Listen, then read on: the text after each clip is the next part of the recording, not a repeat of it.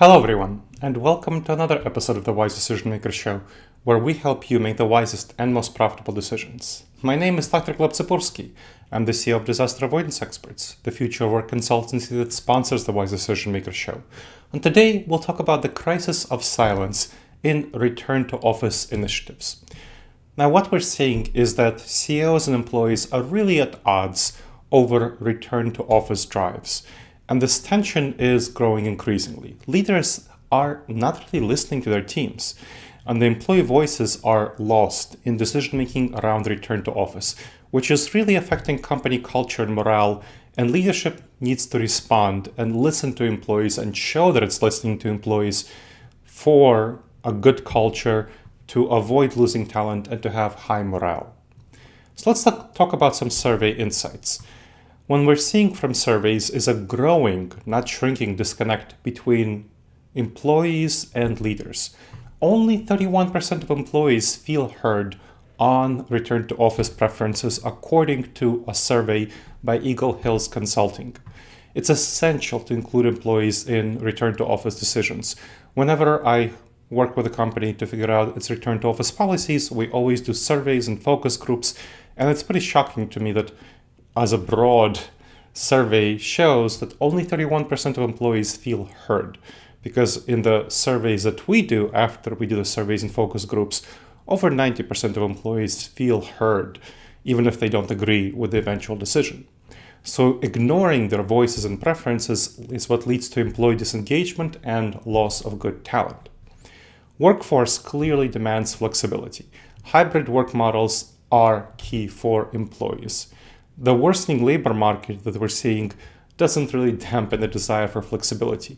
Nearly half of the workforce may quit over rigid RTO policies, and we're seeing the number increase from 43% to 47% in 6 months, according to the repeated surveys by Eagle Hill Consulting. So we're seeing that number increase, not decrease, over time. So full-time office mandates especially is what risks major staff exodus. Companies like Boeing and Amazon are seeing serious loss of good talent. And flexibility and showing that you're listening to employees is key to retention, even with return to office initiatives. So this leadership employee disconnect is a serious problem. Another survey from CBRE, which is a real estate management company that has a natural incentive to get people in the office, shows that 81% of respondents feel that their leadership is out of touch.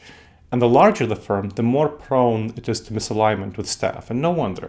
The smaller the firm, the more flexibility they tend to offer. So we're seeing that smallest firms tend to offer the largest flexibility, medium-sized firms offer medium flexibility, the largest firms offer the least flexibility. And that's what we're seeing, the misalignment. Also, the smaller organizations are better at meeting employee needs. They listen better to employees. They have more effective survey and engagement tools. So with employees, because it's a smaller company, they know their employees, they can survey them better, less formally. They can have informal surveys as well. So this misalignment in return to office is causing a lot of friction. Large organizations in particular need to reassess leadership approaches. Now, what about human resources? What do they think?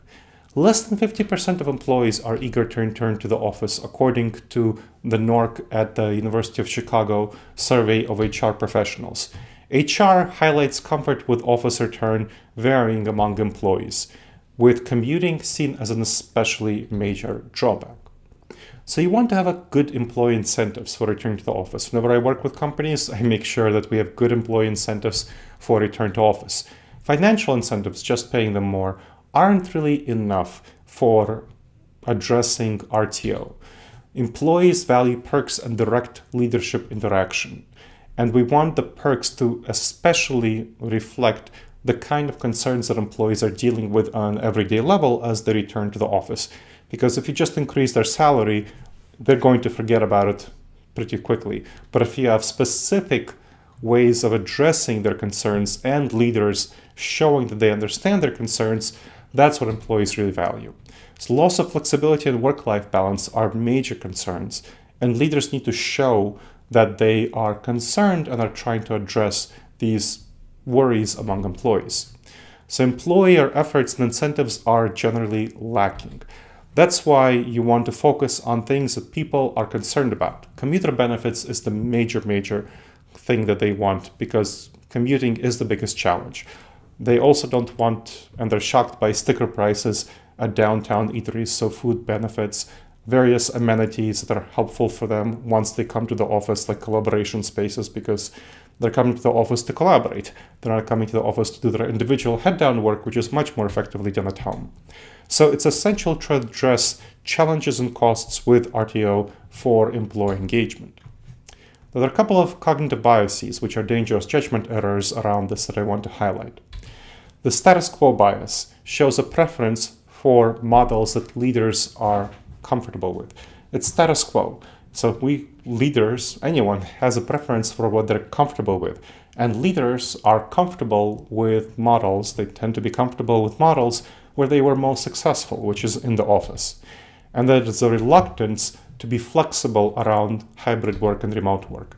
So this bias leads to leaders clinging to traditional office setups and impedes their ability to really reflect and consider the benefits of hybrid and remote work models.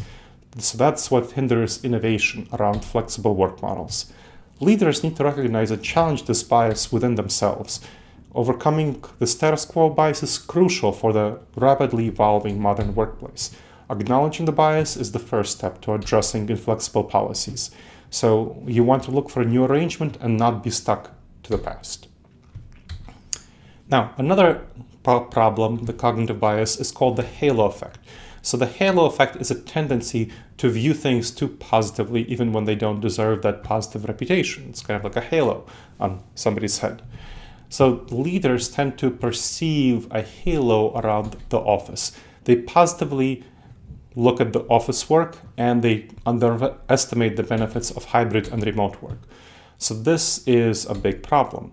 It's crucial for leaders to recognize and challenge this bias within themselves to develop more balanced policies and consider the workplace preferences of their employees and the benefits of hybrid and remote work policies, which will lead to more inclusivity and more effective return to office strategies. Let's talk about a couple of case studies that I worked with. One is a mid-sized professional services firm which faced significant employee resistance to its RTO mandate.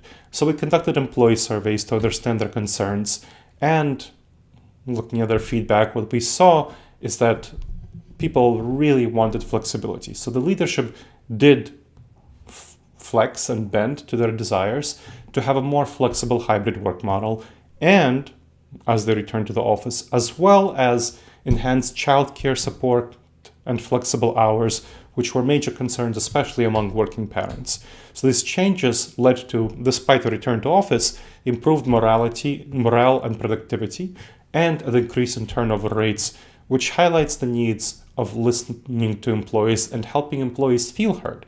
Again, some employees still didn't like the return to office, but they felt heard.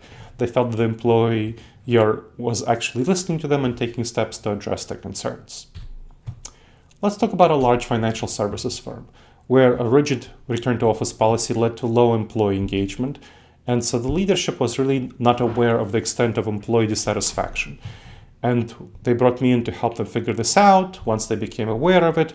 And we did some focus groups and surveys, which led to a significant gap in perceptions, where employees wanted a lot more flexible work options.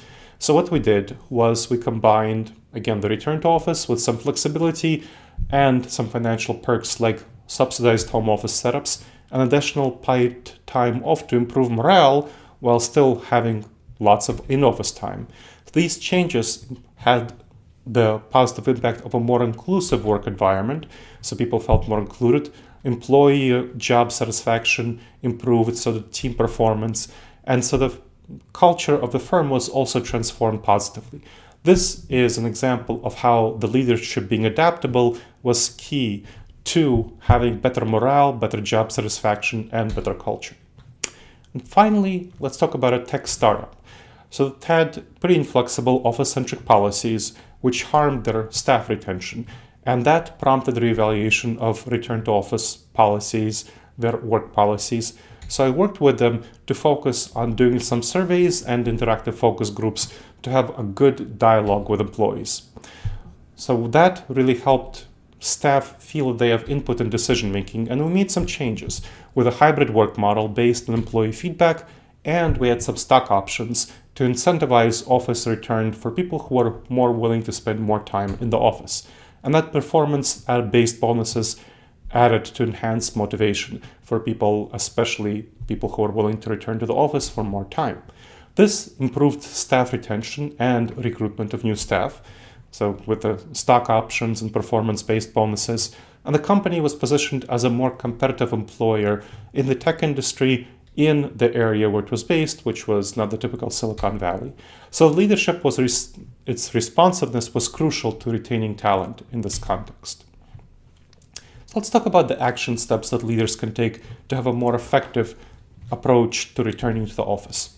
One is a comprehensive employee survey. So have an anonymous company-wide survey to evaluate employee preferences on our return to office and help employees feel heard. And then analyze the survey results pretty thoroughly with key concerns and common themes identified. Then focus group discussions. Hold focus group discussions based on what you find in the survey in order to get at the deeper issues and contextualize what's going on, and also do some more work to help employees feel heard. And then have leadership workshops to train leaders on change management around returning to the office and around whatever interventions you want to introduce based on the surveys and the focus groups. Next, develop a flexible work model. So flexible work model that's based on employee feedback in the surveys and focus groups along with whatever the company goals are. And use insights to align with employee preferences to the extent possible and reasonable given company goals. Have appropriate incentives like financial benefits. I mentioned the stock options for those who are willing to return to the office more and incentivize those. That's a good technique for startups. Maybe a bonus as part of the initial return to office, but focusing more on non-financial perks like commuter benefits, food benefits, childcare benefits, and so on. Communicate these changes effectively across the company. Have open channels for feedback and questions as you're instituting these initiatives, and monitor and adapt the changes. So continuously monitor the impact of any new interventions that you're making and be prepared to make adjustments to address employee concerns. Foster an inclusive culture in the company. Have a culture that respects diverse work styles and preferences, and an environment where feedback isn't just solicited, but people also feel heard because their feedback is acted upon. And finally, measure the impact and share the successes of whatever policy you have. So share successes with the team to reinforce the positive aspects of this new model. The bottom line here is focusing on the importance of listening. Listening is key to effective leadership, and understand that listening is what leads to business success because you'll get employees invested and have buy-in, have high employee morale and engagement, and decrease employee turnover. Have this listening be a continuous leadership practice, whether it's around return to the office or anything else, and use this feedback to have a supportive and inclusive culture at your company. Create an environment where every employee feels valued and heard. Prioritize open, meaningful dialogue with employees where they feel like they're making a meaningful contribution to the company and where they have psychological safety to say things that might not be fully correct, where they can make mistakes, but they can feel that they are being heard and they can express their opinions even if they eventually disagree with the outcome.